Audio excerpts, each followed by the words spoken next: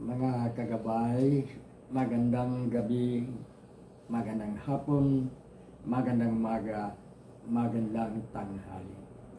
Saan man tayo naroon, ano man ang ating mga ginagawa, una digit sa lahat, ating ialay ang ating mga sarili sa ating Panginoon. Sa loob lamang ng ilang mga sandali, ating damihan ang presensya ng Diyos. Sumasa atin ng pagpapala, ang biyaya, ang pag-ibig, at ang kapayapaan ng Ama, ng Anak, at ng Espiritu Santo, na bubuhay at naghahari, iisang Diyos, magpasa walang hanggan. Mga kagabay, may isa tayong salaysay sa mga pagkakataon ito. Ito ay tungkol sa nung panahon pa ng mga hari, mga kaharian. May isang kaharian na may isang prinsipe. At dahil nag-iisang anak ng hari at ng reyna, ay talagang kanilang iniingatan. Dahil itong kanilang magiging tagapagmana ng trono kapag ang hari ay hindi maaaring magkapaglilingkod saan mang dahilan, sakit, kamatayan, o pagiging matanda na. So ang prinsipe nito ay talagang kung lalabas, saan man magpunta, meron siyang 7 kawal na lagi niyang kasama, na ang para sa hari ay talagang mga tapat sa kanya, tapat sa hari, tapat sa reyna, tapat sa kaharian, kaya tapat din sa prinsipe. Isang araw,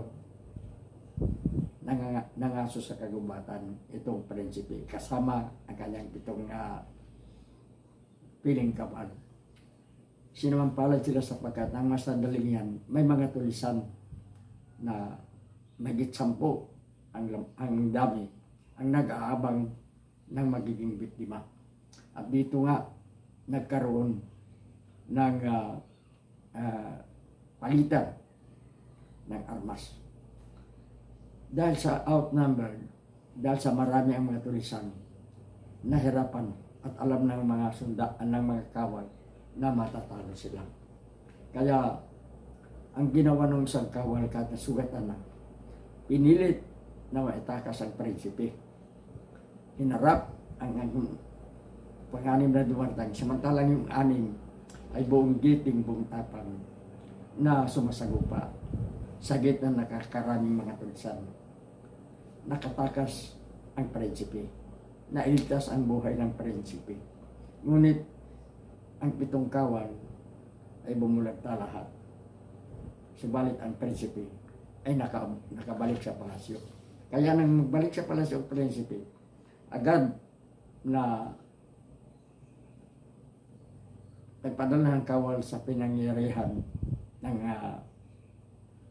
labanan. Ngunit wala na, nakatakas na ang mga tulisan at ang natira na lamang ang mapatay. Kasama doon ang 7 kawal, ang mga kawal na tapat sa prinsipe.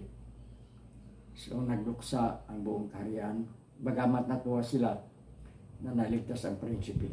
Lalong-lalo na ang pamilya ng 7 kawal, na mga ordinaryo kawal lamang.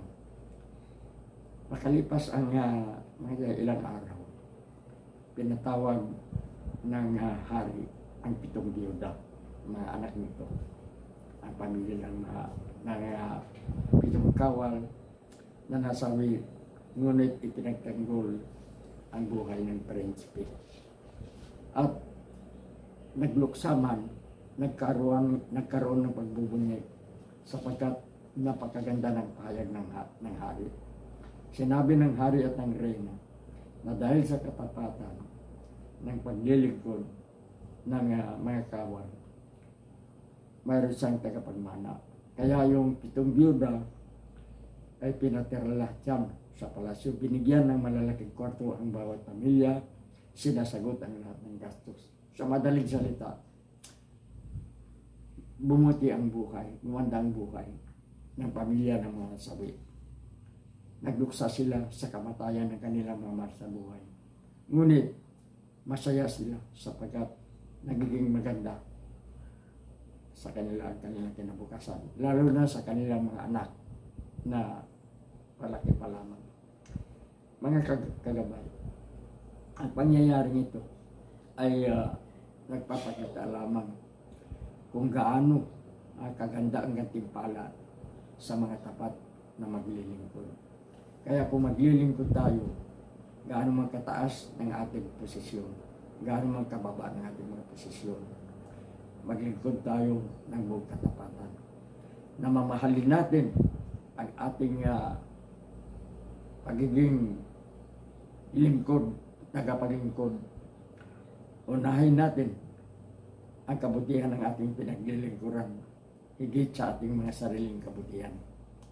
Ito sana ang maisaisip ng ating mga lingkod bayan, ng ating mga public servants, ng ating mga nasa gobyerno. Ang maglilingkod, hindi ang paglilingkuran, hindi pagnanakawan ng pinaglilingkuran, hindi patayin ang pinaglilingkuran, hindi abusuhin ang pinaglilingkuran. Magiging tapat na mga lingkod bayan. Sa ngayon, isang bangungot ang panaginip na ito. Ang pagkakaroon ng mga tapat na paglilingkod katulad nung nasabing pitong kawal. Mahirap maghanap ngayon ng isang tapat na public servant. Kung mayroon man isa sa 10, mahirap ang hanapin. Makikita natin ngayon ang ating lipunan.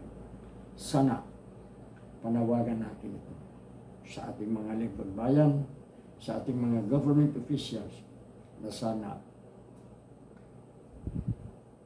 sundin ninyo ang inyong mandato, ang paglilingkod at hindi ang paglilingkuran. Alisin natin ang ating pagiging barumbado, abusado at magiging magnanakaw sa kaban ng bayan. Unahin natin ang kabutihan ng sambayanan.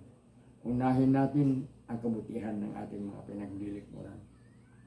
Anuman ang ating anuman ang dahilan ng ating paglilingkod, maglilingkod tayo ng tapat at may pagmamahal, may pagmamalasakit, may pasakripisyo para sa kabutihan ng lahat ng sambayanan.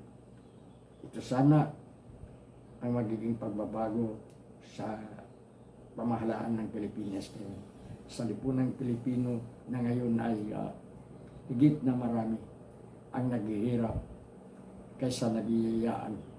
Piling-pili ang mga may biyaya at halos ang karamihan ay nagtitiis sa hirap, kulang sa pagkain, kulang sa panggastos, kulang sa pangangailangan.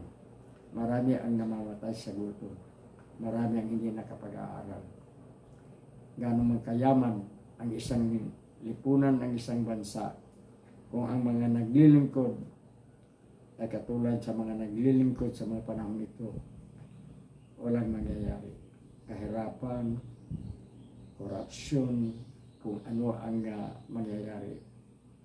Palitan natin yan. Magbago na sana. Panawagan lamang natin ito sapagkat nakikita natin kung gaano ang kahirapan sa Pilipinas, kung gaano ang kahirapan sa banda sa mga panahon ito.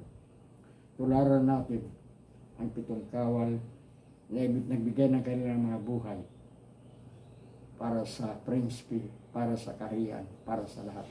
Tularan natin ang Panginoong Hesus, ang tunay na Diyos na nagiging tunay na tao, alang-alang sa ating kaligtasan, alang-alang sa ating kabutihan. Tularan natin ang mga katulad nila.